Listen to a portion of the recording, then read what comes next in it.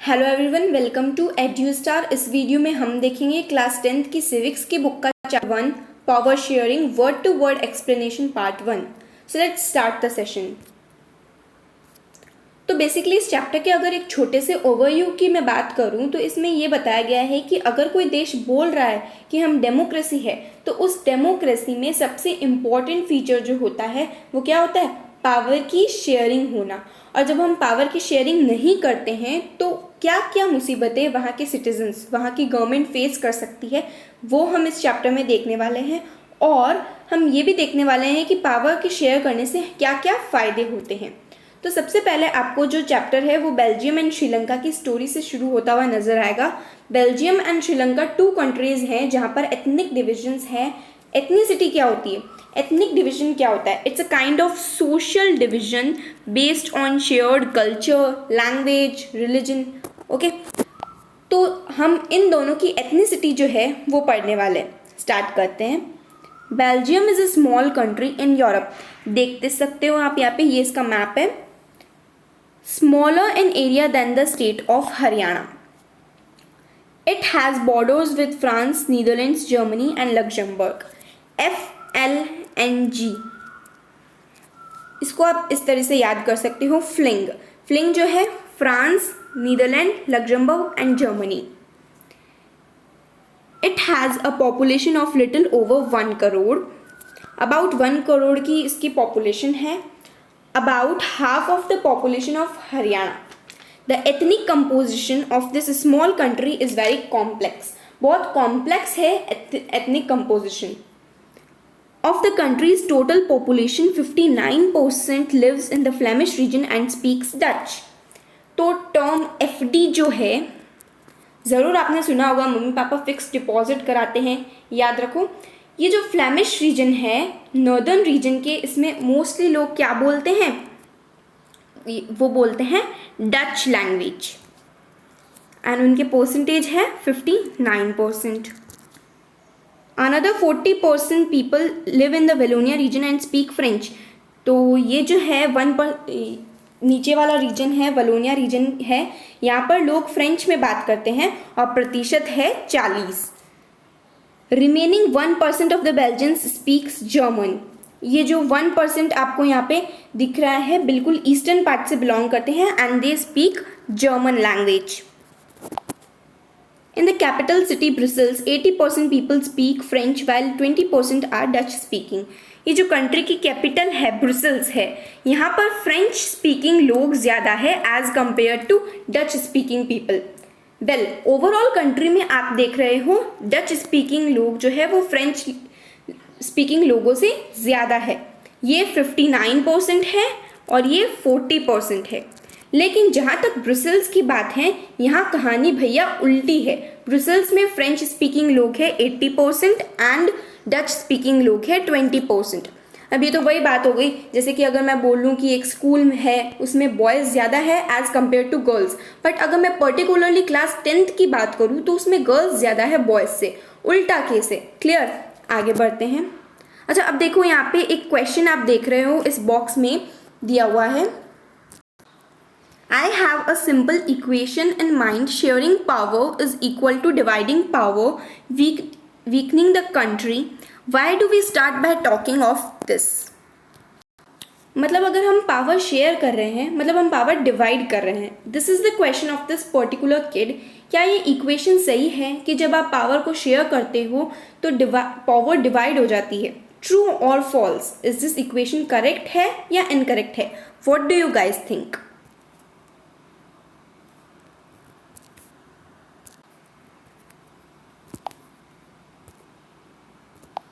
Sharing power is equal to dividing power is equal to weakening the country. Yes, this equation is completely false because power को बांटना is not equals to power का बंटवारा करना। अगर मैंने बोला कि भाई बहन ने मिलकर के फ्रूट्स जो है आपस में बांट लिए हैं, इट इज़ गुड। बट अगर भाई बहन ज़मीन जायदाद का बंटवारा करते हैं तो it is not good. So sharing power is not equal to dividing power, क्योंकि हम पावर का बंटवारा ही नहीं कर रहे होते हैं, हम तो बस पावर को बांट रहे होते हैं, जिससे कि गवर्नमेंट और स्टेबल और स्ट्रांग हो जाती है। The minority French speaking community was relatively rich and powerful. तो आप लोगों को पता ही है पूरे यूरोप में जो एरिस्टोक्रेसी थी वो फ्रेंच लैंग्वेज में बात करती थी, right, as we have studied in nationalism in Europe. तो यहाँ पर भी कुछ ऐसा ही है, अरिस्टोक्रेटिक लोग जो हैं वो बहुत रिच हुआ करते थे। तो बेल्जियम में भी फ्रेंच स्पीकिंग लोग जो है वो काफ़ी रिच एंड पावरफुल है। This was resented by the Dutch speaking community who got the benefit of economic development and education much later. तो ये हेट करते थे, किसे कौन से लोग हेट करते थे? रिजेंटेड का मतलब होता है hate.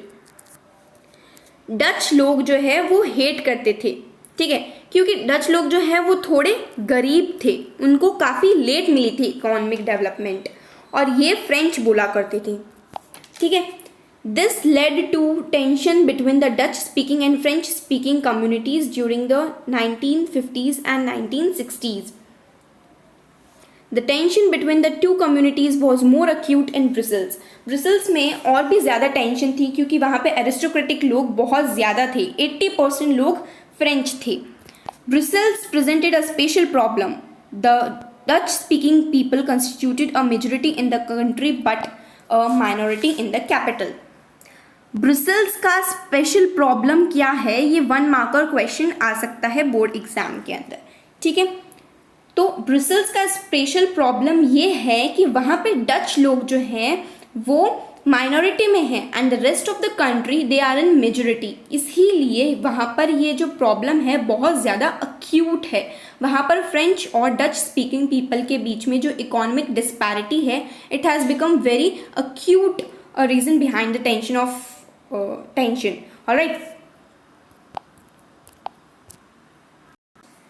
So let us compare this to the situation in another country, Sri Lanka.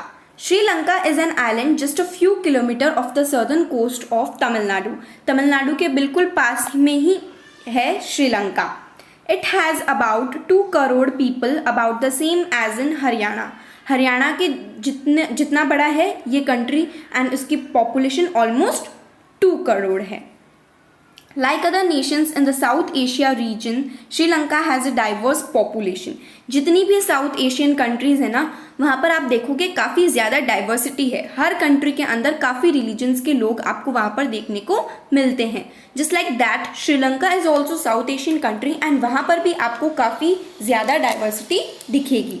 The major social groups are the Sinhala speakers 74% and the Tamil speakers 18%, and this 18% is subdivided into a 2 subgroup. Tamil natives of the countries are called Sri Lankan Tamils 13%. 2 subgroups. तो देखिए Tamil speakers के अंदर हमारे पास में 2 सबग्रुप्स हैं। एक तो है Sri Lankan Tamils which are 13% and दूसरे हैं Indian Tamils which is present in 5%।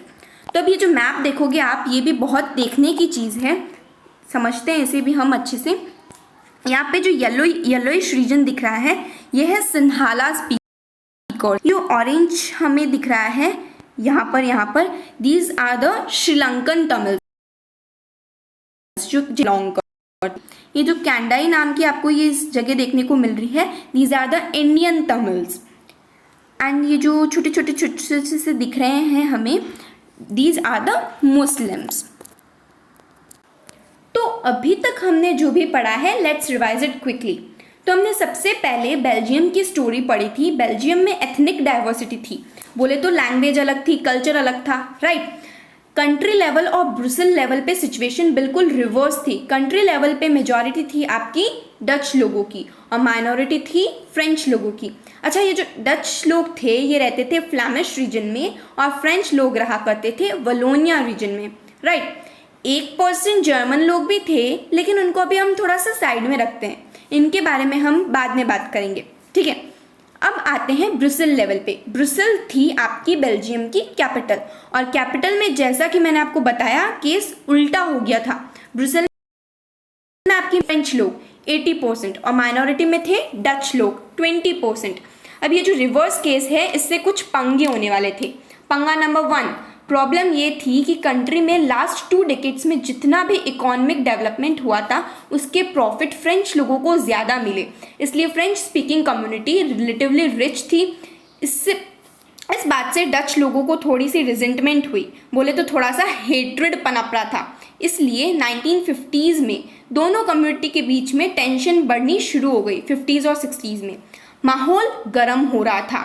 आगे क्या हुआ ये जानने से पहले हम एक और स्टोरी सुनते हैं, which is of your Sri Lanka. Sri Lanka में एथनिक डाइवर्सिटी है। सिन्हाला बोलने वाले लोग, सिन्हाला जो है वो एक लैंग्वेज है, वो मेजॉरिटी में है, और तमिल बोलने वाले जो है वो माइनॉरिटी में है। पता है, तमिल बोलने वाले लोगों में भी दो तरह के तमिल बोलने वाले लोग थे। एक श्रीलंकन तमिल्स जिनके फोर फादर्स श्रीलंका के थे, दूसरे इंडियन तमिल्स जिनके फोर फादर्स इंडिया से प्लांटेशन वर्कर की तरह श्रीलंका गए थे किसी ज़माने में, और अब श्रीलंका के ही होके रह गए। लेकिन आज भी उन्हें इंडियन तमिल्स के नाम से जाना जाता है। तमिल स्पीकिंग लोग मोस्टली हिंदूज और मुस्लिम्स हैं। सिन्हाला स्पीकिंग लोगों का रिलीजन मोस्टली बुद्धिस्ट है। 7% क्रिश्चियंस भी है। तो सिन्हाला बोलते थे तो कभी तमिल बोलते थे, लेकिन अगेन इनको अभी थोड़ा साइड में रखते हैं। तो देखा आपने, श्रीलंका में भी एथनिक डाइवर्सिटी है, दोनों कंट्रीज़ में एथनिसिटी है। तो दोनों कंट्रीज़ में आगे क्या हुआ वो हम नेक्स्ट वीडियो में जानेंगे। अगर अभी तक के वीडियो में आपको थोड़ा सा भी हेल्पफुल लगा हो कुछ चीज़, don't forget to hit the like button and share it with your friends. ऐसे ही और वीडियोस देखने के लिए subscribe to our channel and press the bell icon. और अगर आपको इस टॉपिक से रिलेटेड कोई भी डाउट हो तो do let me know in the comment section below. मैं आपके डाउट को सॉल्व करने की पूरी कोशिश करूँगी। तो मिलते हैं फिर अपने नेक्स्ट पार्ट में। Thank you so much for watching.